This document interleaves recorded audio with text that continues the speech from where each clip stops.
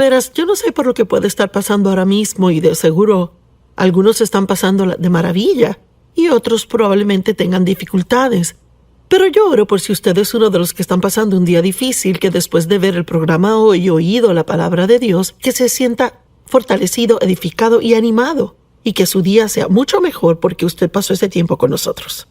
Hoy quiero hablar de lo que yo llamo la aritmética de Dios, o la matemática de la gracia. Y sabe, tendemos a gustar la lógica y la razón. Es bastante asombroso ver cuánto tiempo pasamos tratando de figurar las cosas. Y yo puedo en realidad decir que hubo un tiempo en mi vida, probablemente hace años, cuando yo diría que de plano era adicta al razonamiento. Y lo que quiero decir es que en realidad no podía, al tener un problema, no podía tener calma y estar en paz hasta que pensara que lo tenía todo figurado. Y muchas veces descubrí luego que pensaba que lo tenía figurado, no lo había figurado, para nada. Y la Biblia nos dice que no nos apoyemos en nuestra prudencia. Así que lo que sea que pueda estar tratando de figurar, si acaso hay algo, yo quiero recordarles Proverbios 3 que dice: confía en el Señor con todo tu corazón y mente. Es la amplificada. Y es que no podemos decir que confiamos en Dios si nos preocupamos y razonamos y estamos confundidos porque no hallamos respuesta a todo. Y sabe, yo siempre digo que a fin de desarrollar confianza van a haber siempre preguntas no contestadas. Y tenemos que estar cómodos, no sabiendo. Y tendemos a preferir la lógica y la razón. Queremos que las cosas nos hagan sentido mentalmente. Pero la gracia de Dios, y les contaré en un minuto lo que es, en caso de que no sepa, la gracia de Dios es totalmente ilógica e irrazonable. Y dirá, ¿qué quiere decir que es irrazonable? Digo que es tan buena que no hay forma que pueda figurarla del todo, porque la gracia es Dios haciendo cosas maravillosas, asombrosas y buenas por otros, quienes no las merecen. Se dice que la gracia es riquezas a expensas de Cristo, y es absolutamente cierto. Por lo que Jesús hizo en la cruz, nosotros tenemos el beneficio de todo lo que Él ganó. La gracia es habilidad, es poder, es Dios ayudándonos a hacer cosas que necesitamos hacer. Y a menudo me gusta decir que cuando uno tiene la gracia para hacer algo, esa gracia hace lo que hubiera sido muy difícil o hasta imposible, en realidad, fácil. La gracia de Dios es absolutamente maravillosa, pero es bastante irrazonable. En Efesios 2:7, la Biblia dice: Él hizo esto a fin de poder claramente demostrar a través de las edades por venir las inmensurables, que no se pueden medir, tan grande que no se puede medir, ilimitadas, incomparables riquezas de su gracia sin costo, su inmerecido favor, en su amabilidad y la bondad de su corazón con nosotros en Cristo Jesús. Y sabe, yo he estado pensando esta semana que como cristianos, personas acostumbradas a pensar en la cruz o a escuchar acerca de la cruz, decimos, bueno, ¿verdad? Jesús murió en la cruz y Él pagó por todos nuestros pecados, y podemos acostumbrarnos a simplemente decir cosas como esas, y quizás nosotros no siempre nos detenemos a realizar cuán totalmente y completamente asombroso es eso. Y oí a alguien decirlo así esta semana y pensé, realmente es bueno eso. Dijo, cuando Cristo estaba en la cruz, Él en realidad absorbió todo el pecado de todo el mundo, de cada persona que jamás vivió o jamás viviría. Si usted piensa en poner una esponja seca en agua, esa esponja absorbe toda el agua y la remueve. Y Jesús, en realidad, la Biblia dice, se hizo pecado.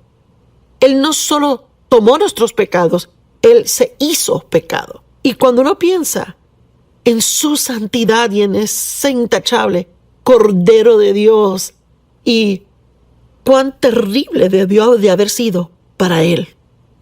Y Él no tuvo que hacer eso. Cuando Él estaba en el jardín de Getsemaní, estaba sufriendo tanto y la Biblia dice que Él estaba sudando grandes gotas de sangre mientras oraba tomando su decisión. Y Él dijo: Padre, de ser posible, quita esta copa de mí, sin embargo que tu voluntad sea hecha y no la mía.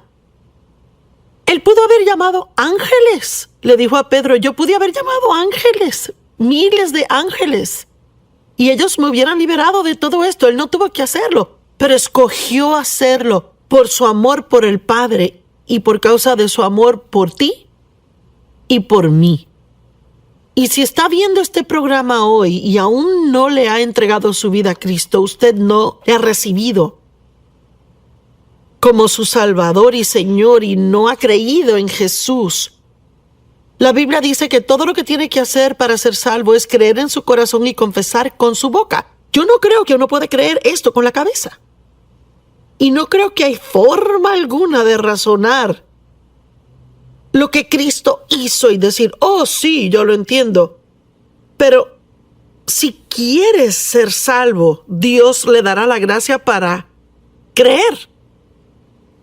Somos salvos por gracia, por la fe. La gracia está ahí, la obra se ha hecho. Todo lo que tiene que hacer es no consultar su cabeza, sino su corazón. Y decir: yo creo esto. Y recuerde, usted no puede hacer que tenga sentido. La gracia no puede ser entendida con la mente. Y eso es exactamente por qué a menudo se le refiere como asombrosa gracia. Pensemos aquí en unas cuantas cosas como Primera de Corintios, creo, comenzando por el verso... Primera de Corintios 1, comenzando en el verso 27. Cuando Dios busca gente para usarlas, la Biblia dice que Él escoge a propósito lo débil y las cosas necias del mundo. Cosas que el mundo o gente en el mundo totalmente despreciarían, botarían como basura y dirían: no hay forma que Dios te puede usar a ti.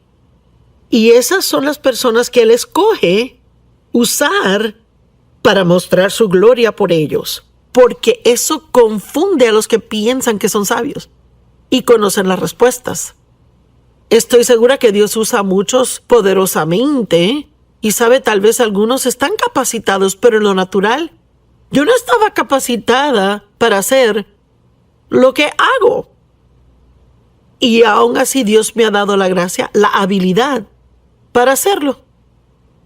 Yo lo amo. Es lo único que podía decir. No tenía entrenamiento, no tenía la educación. Y muchos me dijeron que ni tenía la personalidad o la voz correcta. Pero aquí estoy 45 años después y Dios sigue usándome. Usted sabe, eso hace que los que piensan que son inteligentes sacudan sus cabezas y no sean capaces de figurarlo. La gracia es totalmente irrazonable, pero es una dádiva. Y usted puede recibirla no solo para ser salvo, sino para cada día de su vida. La Biblia dice que de la misma forma en que fuimos salvos es la misma forma en que debemos vivir, por gracia, a través de la fe. Aquí hay otra que lo dejará meneando la cabeza. La Biblia dice que Dios creó todo lo que vemos de la nada. Ahora, déjeme preguntarle, ¿cómo se puede hacer algo de la nada? No hay ninguno aquí, ningún ser humano ha sido capaz jamás de crear algo de la nada. Necesitamos algo con que comenzar. Pero Dios creó todo lo que vemos de la nada. Él comenzó con nada. Él no tiene principio ni tiene fin. ¿De dónde se originó Dios? Bueno, Él simplemente es. Esa es una de las cosas que puede hacer su relación con Dios tan asombrosa y maravillosa y tan rica. Si usted realiza que sus caminos son más altos que los suyos y sus pensamientos van más allá de los suyos. La Biblia dice en Isaías, creo que está en el 55, 8 al 9, pues mis pensamientos no son tus pensamientos. ni son tus caminos mis caminos, declara el Señor. Pues como los cielos son más altos que la tierra, y mire, eso es bien lejos, tan lejos como el cielo está de la tierra, así son mis caminos más altos que los tuyos, y también son mis pensamientos más altos que tus pensamientos. Podemos tener un plan, pero Dios tiene un mejor plan. Podemos pensar que sabemos las respuestas, pero Dios conoce tantas cosas que no sabemos. Y yo no sé de usted, pero eso a mí me emociona. Me emociona saber que a mí se me ha permitido entrar en una personal e íntima relación con Dios por Cristo, cuyo poder no se puede medir, cuya sabiduría no se puede medir. Él conoce todo, Él conoce mis pensamientos antes de pensarlos, conoce mis palabras antes de pronunciarlas. Y cuando tengo un problema, yo puedo no saber la respuesta, pero Dios tiene la respuesta. Y quizás ahora mismo usted tiene un problema y usted no sabe cómo resolverlo, pero Dios tiene la solución y Dios tiene un plan. Dios le ama. Sí, aun si usted no lo merece, y yo no lo merezco, Dios le ama y le ama incondicionalmente. Y Él tampoco le pide que sea perfecto, Él pide que crea en su Hijo Jesucristo. Y sabe, en nuestro mundo, 2 menos 1 es 1. Por ejemplo, tengo este vaso de agua aquí. Bueno, si alguien aquí en el estudio dice, ¿me lo regalas? Si se lo regalo, me quedaría sin ninguno, ¿verdad? Nadie discutiría eso. Pero en la economía de Dios, su matemática, la aritmética de Dios, la matemática de la gracia no funciona igualmente. Porque Dios dice 2 menos 1 resulta en 30 o 60 o en 100.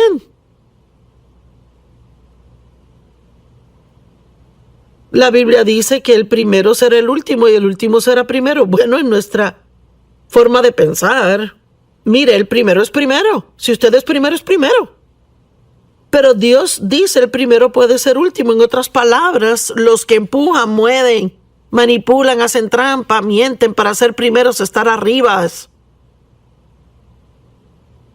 ser promovidos, se sorprenderían al final al ver que ellos son los últimos. Y sin embargo, los que estaban dispuestos a humillarse y ser últimos, a no ser que Dios les promoviera, ellos serán verdaderamente los primeros. Mateo 20:16 y 19:30, y el último será primero y el primero será el último, pero los que son primeros serán últimos y los últimos serán primeros. Esta escritura me recuerda de otra en Mateo 23:12. El que se exalta a sí mismo será humillado, y el que se humilla a sí mismo será exaltado. ¿Qué significa eso? ¿Qué significa exaltarse a sí mismo? Significa pensar de sí mismo de forma más alta de lo que debe, y pensar que es mejor que otras personas, y tratar de ponerse así al frente.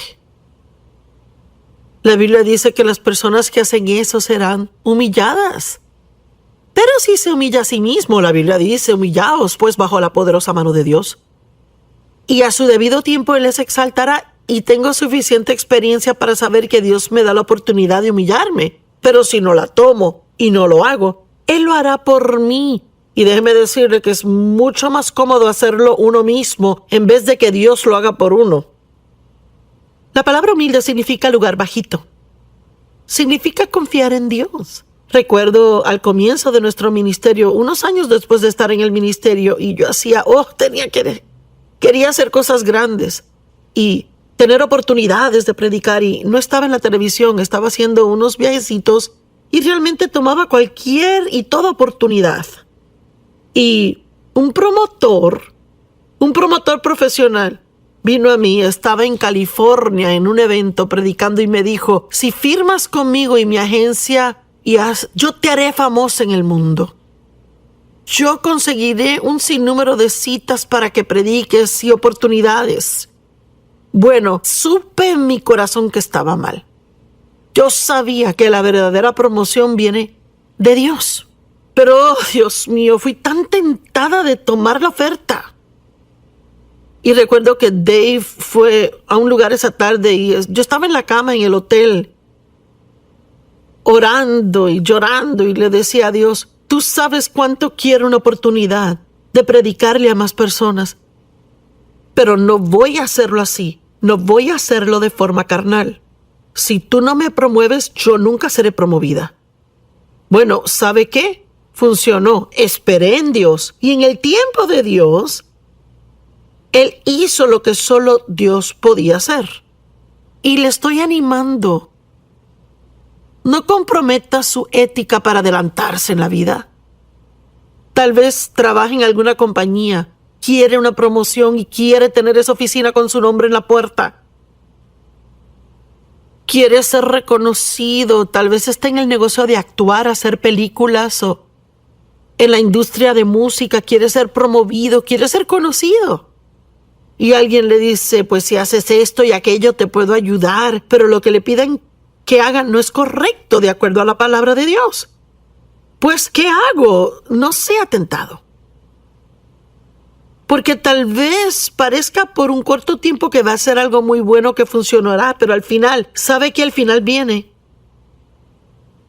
La Biblia dice en Romanos 14 que el tiempo vendrá cuando tendrá que rendirle cuenta.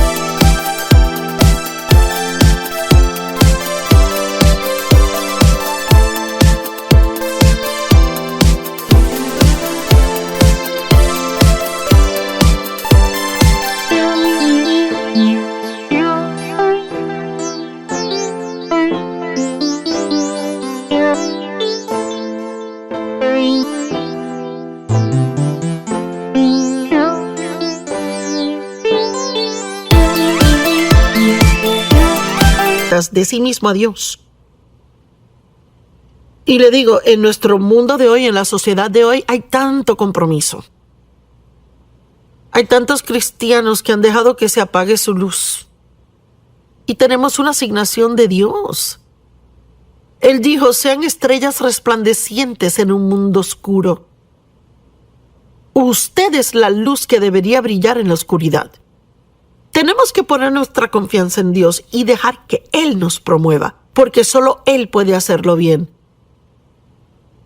Déjeme hablarle por un minuto de lo que la Biblia dice sobre dar de su dinero, dar de su tiempo, ayudar a otras personas, de servir a otros, de dar sus ofrendas, apoyar a misioneros, de dar al pobre. Mire, primeramente debemos realizar que dar es parte del estilo de vida del cristiano. Eso es lo que hacemos, porque de tal manera amó Dios al mundo que dio su unigénito. Él no nos dio lo que le sobraba, Él dio su unigénito y dio lo mejor suyo, para que fuésemos salvos. Y Dios quiere que seamos dadivosos, no porque Él necesite nuestro dinero, necesite lo que le damos, sino porque algo maravilloso sucede por dentro de uno cuando uno da. Las pequeñas, limitadas, narcisistas, egocéntricas, personas que solo se tienen a sí mismas en sus mentes, que solo viven para sí mismas, son las personas más miserables en el planeta. En mi opinión, la generosidad es una de las más grandes cosas que usted puede desarrollar en su vida. No viva para recibir, viva para dar. Y recuerde, la matemática de Dios es diferente a la del mundo. En el mundo, si usted da, usted pierde. Pero en el reino de Dios, si usted da con buena fe en el corazón porque ama a Dios y quiere ayudar a alguien, terminará con más de lo que tenía antes de dar. Vea, irrazonable. No tiene sentido. Pero vaya, mire, sí funciona. En Malaquías 3:10, traigan el diezmo entero al alfolí. El diezmo es 10% de todo lo que gana, para que haya alimento en mi casa. ¿Y a dónde se lleva el diezmo? Lo lleva a la casa de Dios. Para que haya alimento en mi casa, lo lleva al lugar donde va a alimentarse, donde recibe y donde otros pueden recibir. Y por tanto, pónganme a prueba. Es muy interesante. No hay muchos lugares en la Biblia donde Dios dice, adelante, yo los reto, pruébenme, examinen y vean si funciona. Y por tanto, pónganme a prueba, dice el Señor de los ejércitos, si yo no les abriré. Dios mío, oiga esto, si yo no les abriré las ventanas de los cielos y derramaré una bendición tan grande que no podrán contenerla. ¿Qué significa? Que no la podrá contener. Quiere decir que no podrá entenderla. No podrá creer cuán bueno Dios es con usted. No podrá creer lo que Él está haciendo en su vida. Por favor, entienda, Dios no necesita su dinero. Y el diablo tratará de ponerle todo tipo de excusa imaginable para que no dé. Bueno, ¿y esos predicadores qué hacen con tu dinero? Mira, ese predicador maneja un carro mejor que el tuyo. ¿Por qué le das? Pues no le está dando al predicador, ni siquiera le está dando a la iglesia. Le está dando a Dios. Y debe hacer lo posible por asegurarse que los lugares a donde da son honestos y que están haciendo un buen trabajo y hacen cosas buenas con el dinero. Y una de las cosas que deben estar haciendo es alcanzar a personas nuevas, especialmente al pobre, al necesitado, al oprimido, enfermo y debilitado. Y Jesús no vino para los que están bien y sanos, vino por los enfermos. Y nuestro mundo está lleno de personas enfermas espiritual, mental y físicamente y en toda forma imaginable. En cuanto a mí me concierne, y quiero que oiga esto, dar es lo más inteligente que usted puede hacer. Y no quiero ser áspera.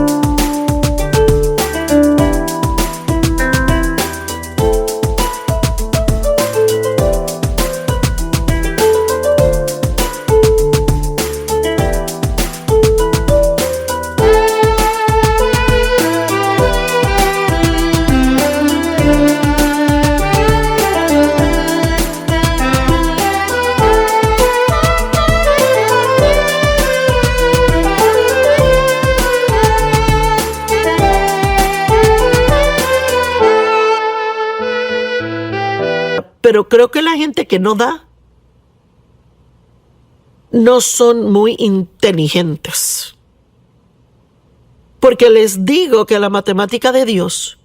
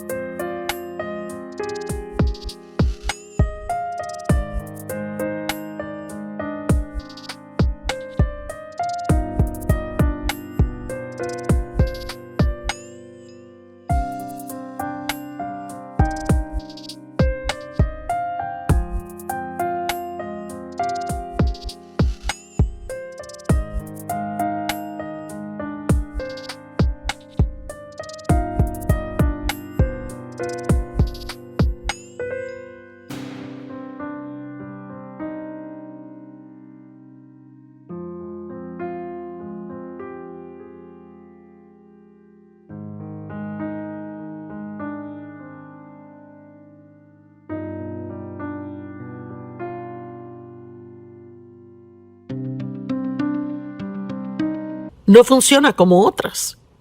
Y algunos dirán, bueno, diezmar está en el Antiguo Testamento, no está en el Nuevo. Y sabe que no voy a discutir el punto, solo digo, aun si está bien,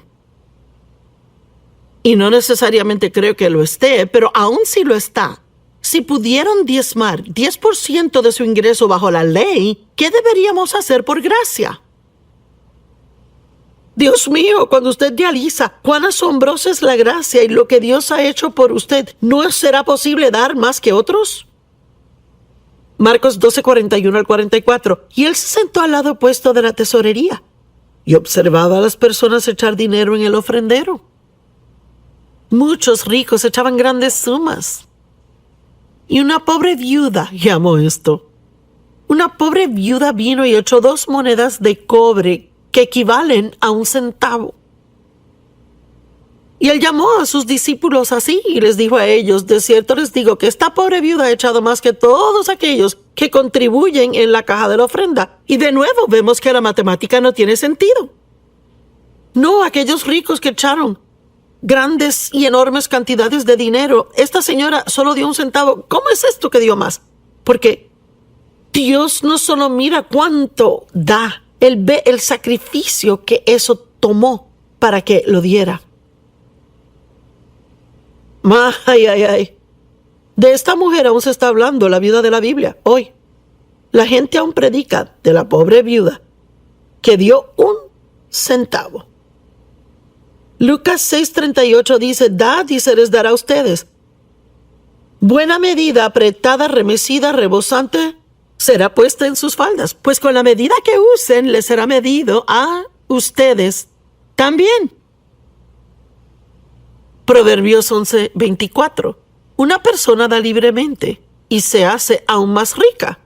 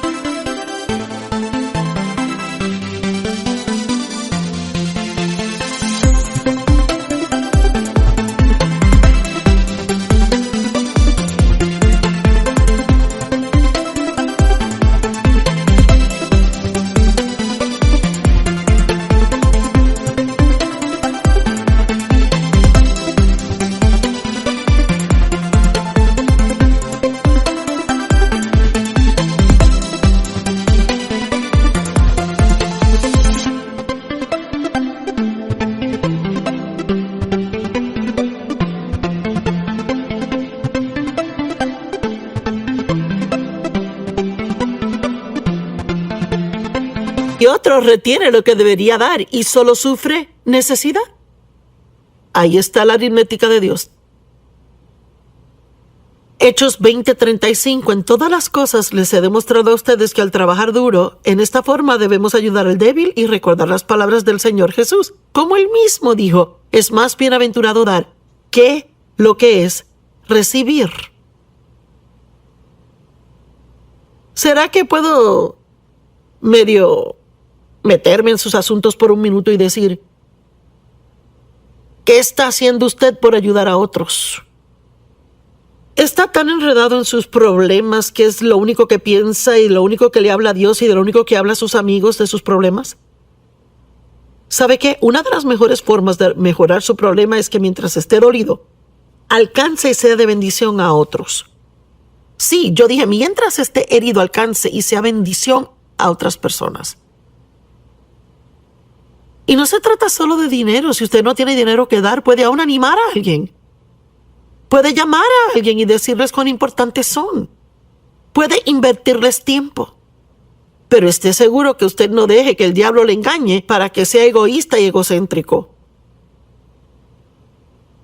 La matemática de Dios no opera de la forma que opera la del mundo. Y les puedo decir que mientras más da de sí mismo, más de su tiempo, más de sus finanzas para hacer una bendición y ayudar a otros, más usted tendrá. El mundo dice que tendrá menos, pero Dios dice que tendrá más. Y voy a continuar con este mensaje y hay algunas de las parábolas que voy a compartir